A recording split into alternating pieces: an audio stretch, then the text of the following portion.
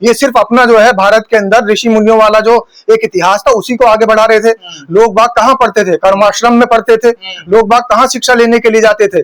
गुरुकुल में जाते थे। लेकिन गुरुकुल में लड़कियों का पढ़ने का सिस्टम नहीं था।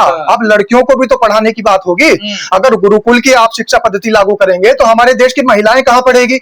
इसका मतलब साफ तौर पर बाबा रामदेव और हमारे देश के प्रधानमंत्री महिलाओं का बहिष्कार कर रहे हैं खुले तौर पर। एक तरफ तो ये कह रहे हैं कि महिलाओं का वंदन करिए और उनके एक पक्ष में बिल लेकर के आ रहे हैं, दूसरी तरफ ये गुरुकुल वाली जो परिभाषा है उसे अगर यहाँ पर क्रियान्वित करते हैं तो फिर महिलाएं कहाँ जाएगी? ये भी सबसे बड़ा सवाल है। बाबा रामदेव को इसका भी खुलकर जवाब देना चाहिए कि अगर गुरुकुल परंपरा हमारे देश के अंदर चलेगी, अगर भारतीय संस्कृति हमारे देश के अंदर चलेगी, तो भारतीय संस्कृति के अनुसार अगर आप भारतीय संस्कृति को बढ़ावा देंगे तो महिलाओं को पढ़ने का कौन सा आप सिस्टम लेकर के आएंगे?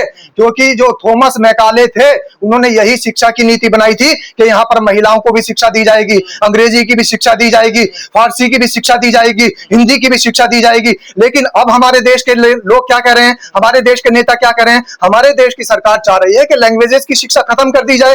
बाकी और दूसरे देशों को देखिए, वहां पर रोबोट बनाने की टेक्निक आ रही है, वहां पर एक से एक हाइपर सुपरसोनिक मिसाइलें बनाने की टेक्निक आ रही है, वहां पर लोग बहुत सारी भाषाओं की नॉलेज लेने का काम कर रहे हैं। और हमारे देश की सरकार क्या कह रही है कि जितनी नॉलेज आपने ले ली उसे भी खत्म कर दीजिए, अब आप अज्ञानी बन जाइए, अब आपको कुछ नहीं पढ़ना, बस आपको अब संस्कृत में बात करनी है। कि हमारे देश की सरकार इसका सपोर्ट कर रही है तो हमने तो मोदी जी के मुंह से लवणेन भोज्यम इसके अलावा कुछ और सुना ही नहीं हिंदी का। आप कह रहे हैं कि टेक्नोलॉजी, एक हिंदी का यही मुहावरा सुना है। तो क्या भारत में पहले टेक्नोलॉजी?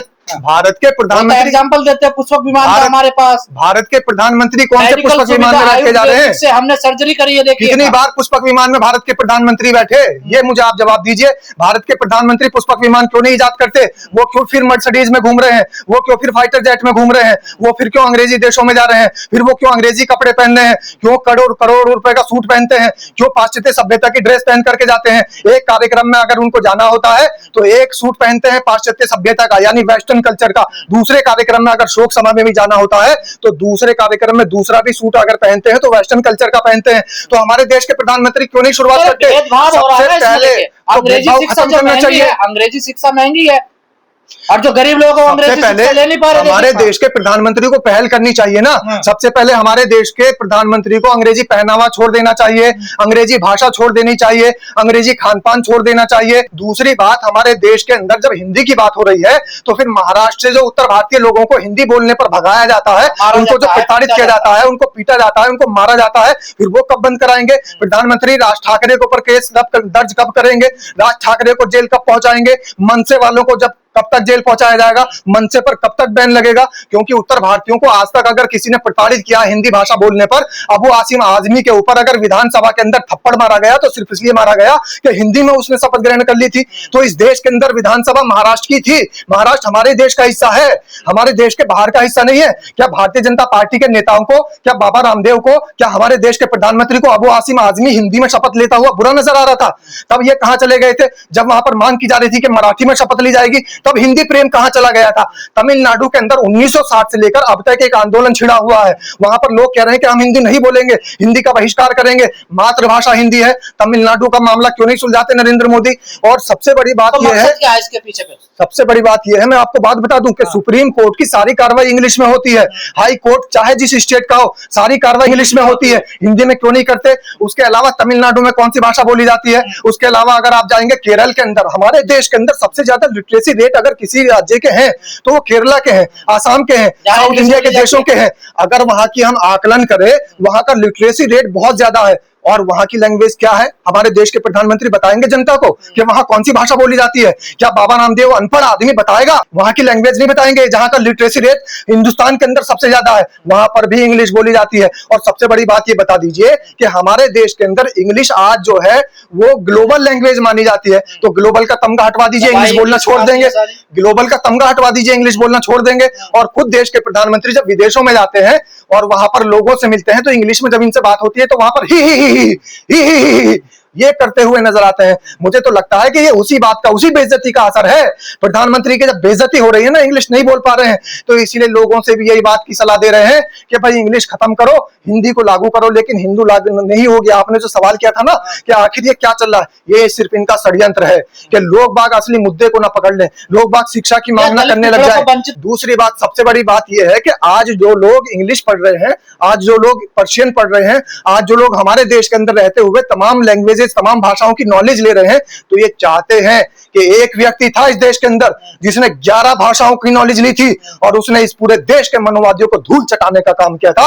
उस शख्सियत का नाम बाबा साहब भीमराव अंबेडकर है। इनको डर लगता है कि अगर ये भाषा सीख जाएंगे तो ये दलित पिछड़े आगे बढ़ जाएंगे, अगर ये इंग्लिश बोलना सीख जाएंगे तो ये अपना अधिकार मांगने लग जाएंगे, अपना हक मांगने लग जाएंगे। तो इसलिए सिर्फ चाहते हैं कि फिर कर्माश्रम वाली पद्धति लागू कर दी जाए, फिर वही लैंग्वेज, वही सिस्टम लागू किया जाए जो कि इनका पहले जो पाठशालाओं में चलता था, जो शिशु मंदिरों में चलता था, यानी महिलाओं की जो एजुकेशन है, महिलाओं की जो शिक्षा है, वो बंद कर दी जाए। सावित्रीबाई फुले इसलिए कहती है अंग्रेजी माँ है हमारी, अंग्रेजी के लिए इसीलिए। और मां सावित्रीबाई फुले नहीं, मैं नाम गिनवाता चला जाऊं। लोग बाग तो ये सवाल उठा रहे हैं कि जो थॉमस मैकाले हैं, थॉमस मैकाले ने अंग्रेजी को बढ़ावा दिया था।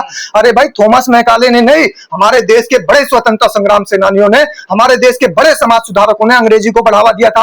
आप याद करिए सर सैयद अहमद का नाम, उनको यह भी कह दिया गया कि अंग्रेजों के मुखबिर हैं। उन्होंने कहा मुझे स्वीकार है, अगर मुझे अंग्रेजों का मुखबिर कहा जा रहा है तो मैं इस मुखबिर के तमगे को लेने के लिए आज भी स्वीकार करता हूं। और जब वो अंग्रेजी को बढ़ावा देने के लिए अपने समाज के लोगों के बीच में भीख मांगने के लिए गए तो उनके हाथों पर थूका गया, उनके ऊपर जूते मारे गए, उनके ऊपर पत्थर बरसाए गए, लेकिन फिर भी हिम्मत नहीं हारी और सर सैयद अहमद खान के नाम से जाने गए। उनको सर की उपाधि दी गई, और सर की उपाधि इसलिए दी गई क्योंकि आज उनके जो रोशन किए हुए चिराग हैं, जिसको आज अलीगढ़ मुस्लिम यूनिवर्सिटी के नाम से दुनिया भर में जाना जाता है, ये सर सैयद अहमद खान की देन है।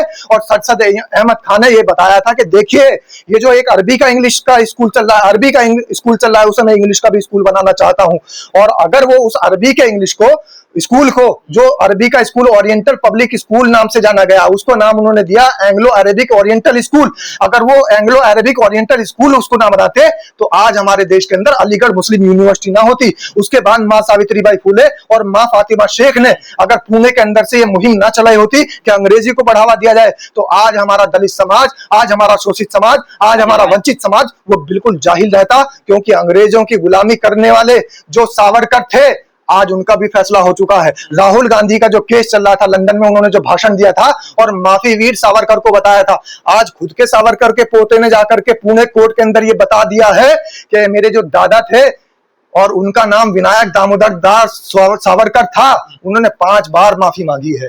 उन्होंने 5 बार अंग्रेजों की जो अदालत थी उसमें याचिका दायर की है, और दया याचिका थी वो भी, और दया याचिका को ही माफी कहा जाता है। तो इसलिए इस देश के लोगों को पता न लग जाए, अंग्रेजी अगर वो पढ़ने लग जाएंगे तो इस देश के मनोवादी राज करना बंद कर देंगे। अगर इस देश के वंचित लोग, शोषित लोग, दलित लोग, पिछड़े लोग अंग्रेजी जान लेंगे तो फिर वो समझ जाएंगे कि भाई हाई कोर्ट का फैसला क्या आया है, सुप्रीम कोर्ट का फैसला क्या आया है, देशों में आखिर आजकल क्या चल रहा है, हमारे देश की टेक्निक कैसे आगे बढ़ाई जाएगी, हम कैसे साइंटिस्ट बनेंगे, हम कैसे बायोकेमिस्ट्री पढ़ेंगे, हम कैसे फिजिक्स पढ़ेंगे। क्योंकि इंग्लिश के बिना सब कुछ अधूरा है। हाइपर सुपरसोनिक मिसाइलें हम कैसे बनाएंगे, अग्नि पृथ्वी हम कैसे बनाएंगे, इस देश को आगे कैसे बढ़ाएंगे, क्योंकि अंग्रेजी ग्लोबल लैंग्वेज है।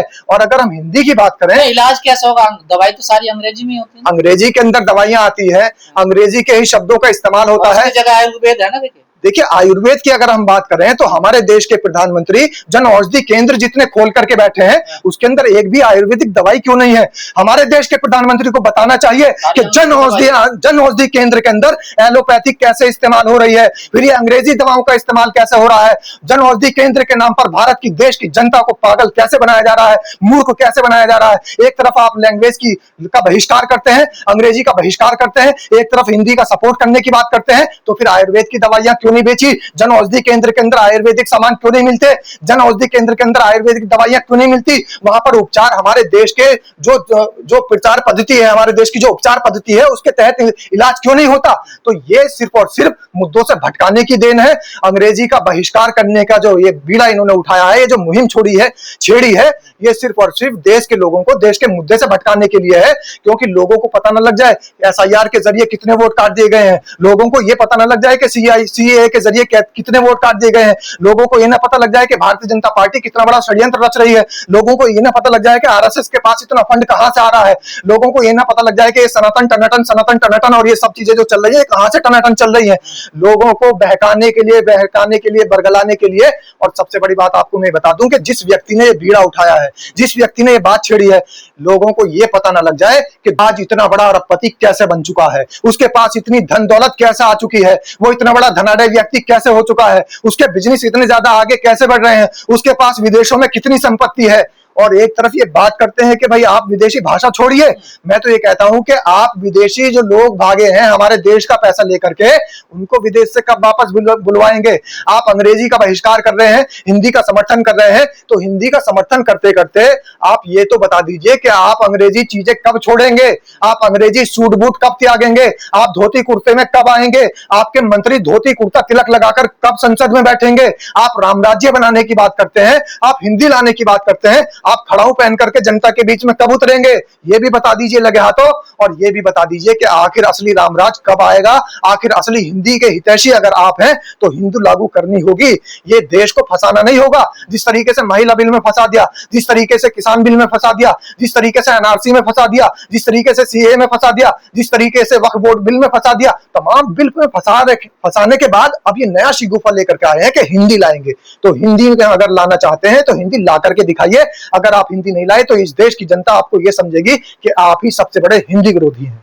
देखिए सबसे बड़ी बात तो यह है कि थॉमस मैकाले ने जो कहा था वो समय के अनुसार कहा था। उस समय जरूरत थी लैंग्वेजेस को सीखने की, और थॉमस मैकाले ने सिर्फ इसलिए क्योंकि भारतीयों की जो स्थिति थी वो बड़ी दयनीय थी,